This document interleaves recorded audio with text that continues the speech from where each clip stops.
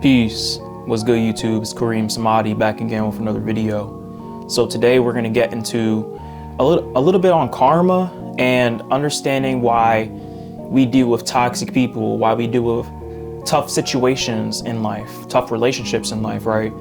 So the first thing that we must understand on our spiritual journey is that everything that occurs outside of us has a relation to what's going on within in some way, shape, or form. It can be in more direct ways and it can be in more subtle ways, right?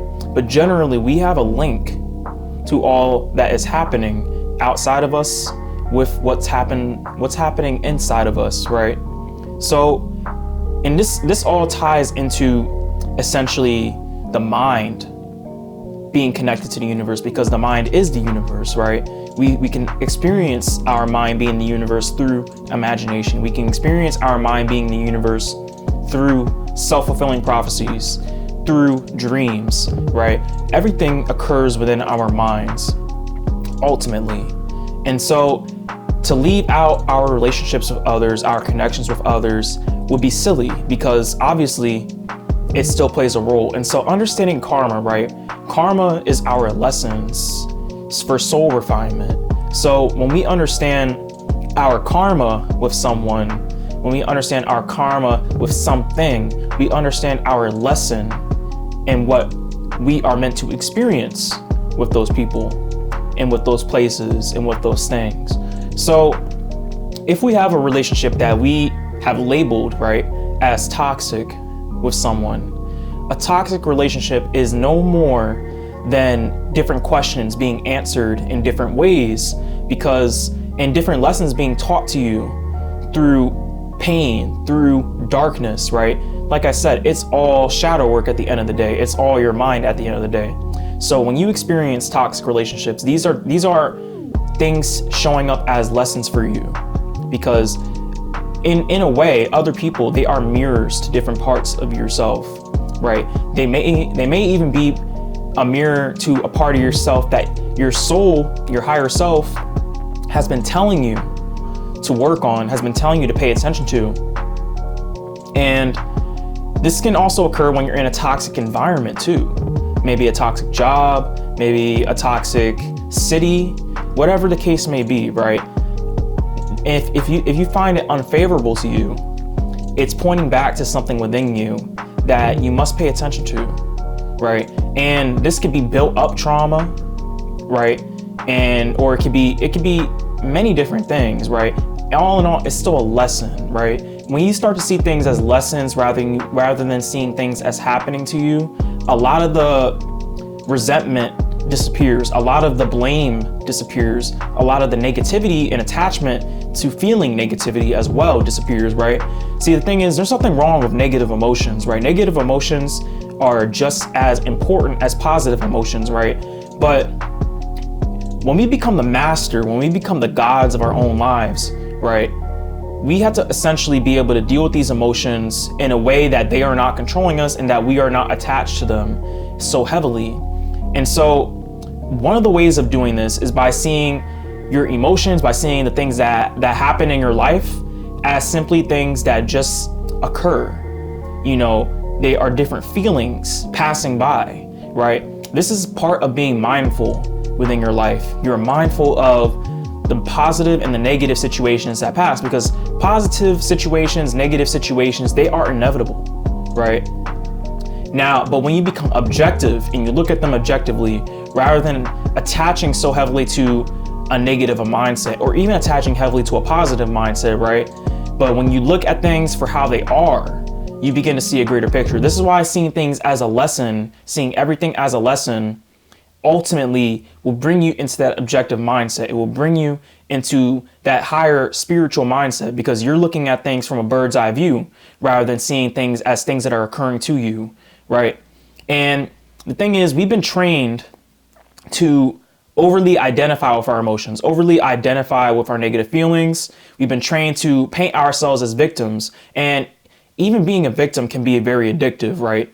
A victim of everything that happens to you can be very addictive, because subconsciously what it tells you is that you have a lack of responsibility for for the people, the environments, and everything that happens to you. You have a lack of responsibility for your life, right? And so this is something that the ego loves to attach to, because the ego can survive out of this if you're not focused on what's within, what's going on within. And not only that, but we also have blame. Like I've said, blame takes the responsibility away from yourself.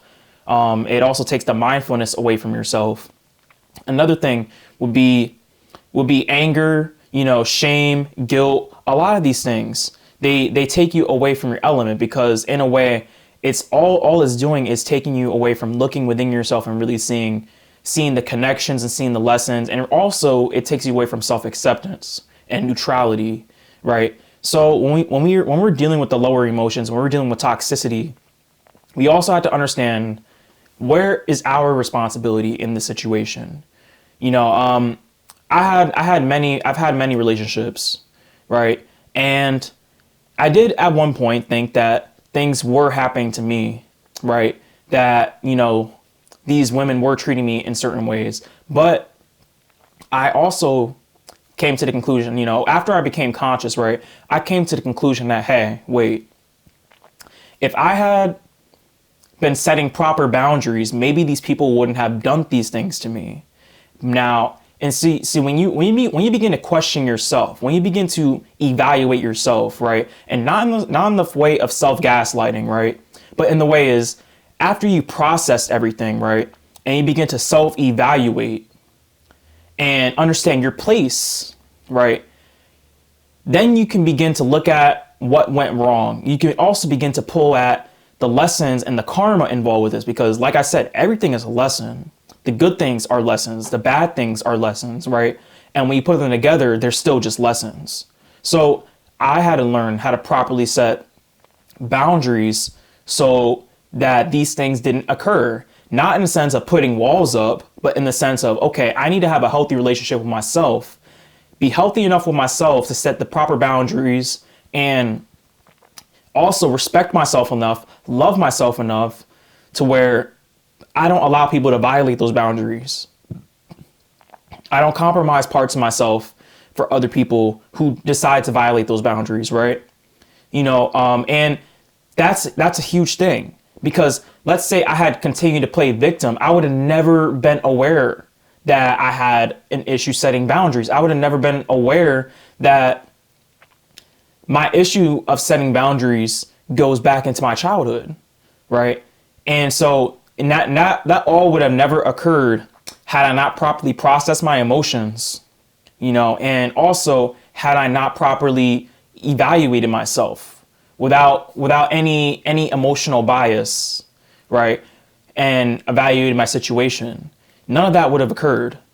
And so just that one example can be enlightening to some, right? And it can also prompt you to really, understand, okay, where do I lie with the certain things that I perceive as problems in my life? What's the lesson? When you ask yourself, what is the lesson here, right?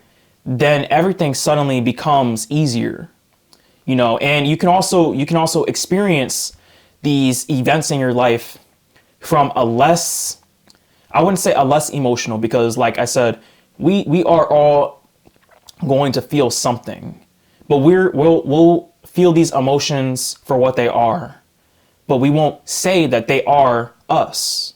We'll feel them for what they are, and we'll be able to grow from them rather than identifying heavily with them and staying stagnant, right?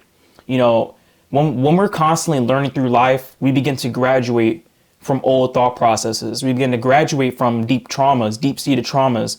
We begin to graduate, right? And we begin to understand things from a larger perspective. This is how we begin to develop wisdom, right? Spiritual wisdom. Spiritual wisdom comes from, refining yourself and understanding the lessons at every nook and cranny in your life, every road that you take in your life. You understand the lessons, right? And when you begin to see that, your entire life is structured for your growth, for your spiritual growth, for your mental growth, for your emotional growth, right? Because just like you grow physically, right, you age, you also age mentally, emotionally, and spiritually. You also gain more wisdom, understanding. And so when we focus on this aspect of our lives, when we begin to see the lessons, we can really grow. and we can really transform. Transforming, you have to open yourself up to the possibility. You have to open yourself up to the lessons that your higher self is trying to teach you, that God is trying to teach you, right? Let's take for example, the rough lives that many of the prophets in the Bible and in the Quran have lived, right? Had they overly identified with those rough lives instead of, focusing on God's purpose for them, focusing on the direction that they were supposed to go on and understanding the lessons, right? Job is a perfect example, right?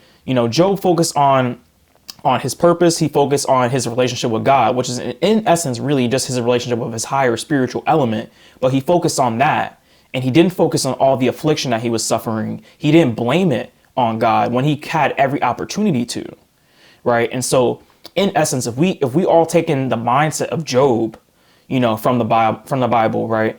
And I think his name is Ayub inside the Quran, right? If we take in the mindset and we begin to understand the lessons in these stories, right? And we also see the lessons in our story, then we can actually begin to move away from overly identifying, overly attaching to toxic relationships, toxic environments, right? If it's toxic, it's because there's a big lesson there. It's a form of shadow work. It's a form of emotional alchemy that needs to be done. And so when you learn the lesson, everything will change, right? Yes, sometimes you might be in that environment, but when you take responsibility for how you got to that environment, that changes the game, because now you're opening yourself up to different levels of development, different levels of thinking, higher levels of thinking. Whereas before, if you just felt, a lot of lower emotions, you'll be stuck in a way that takes you away from your self-awareness, right? Being conscious and seeing our lessons in our lives, this is all about self-awareness, being honest with ourselves. For every point that we are at in our lives, we must be honest with ourselves. We must take responsibility, for what's going on in our lives, because if we don't take responsibility, we lose self-awareness, right? You must be self-aware of where you are and why things are occurring in your life the way that they are. See the connection at all times, right? There's always some connection. In a lot of times we might have ignored the signs too long, to where we find ourselves in toxic environments, to where we find ourselves in toxic relationships, right? That's when your higher self, that's when God is screaming at you to learn the lesson through the symbol of a toxic relationship, through the symbol of a toxic environment, right? And a lot of times, sometimes it doesn't always have to get bad before it gets better. But for some people, depending on our ability, depending on how deep the lessons really go, some of us have to face certain afflictions to come to a higher understanding, right? And a lot of times, we see this mirrored collectively in a lot of different ways, right? And what we have to understand is how we can see it mirrored within us. When what we're experiencing, other people, it just looks like everything is happening on a separate level, because that's the illusion of the matrix. That's the illusion of the Maya. It seems like everything is separate. It seems like everything's outside of you. But when you begin to look at things as a part of you, even if it's a small part of you, you actually begin to grow, you begin to transform in ways that many people haven't gotten to yet, right? It's not to say that they don't have the capability, but when you're conscious, when you're self-aware, right, you're a step ahead because you're on a different journey, right? If you're conscious, you've already been, you've already advanced far enough to begin to question your reality, right? And so some people are on different paths. Some people are in different, just at different stages, because we're all experiencing different lessons here. And under the separation in duality, we're all experiencing different lessons. But in reality, we are really all cosmically connected. It's all cosmically one. And so, and since your mind is all, and everything that occurs within also occurs without, it also brings everything back into perspective that way. So by changing our perception of what happens to us as something that is happening as a mirror for us, as a lesson for us, right? as a part of the story, a part of the character development that we are doing, right? You are the main character. So once you begin to see yourself that way, you can also begin to see why certain episodes, why certain chapters are playing out the way that they are to refine you, so that you as a main character can complete your character arcs in your life, right? So that's really what I felt the need to say today, about toxic relationships, toxic environments, karma, and lessons. I hope it inspired you guys, and I wish you all luck in your journey. Peace.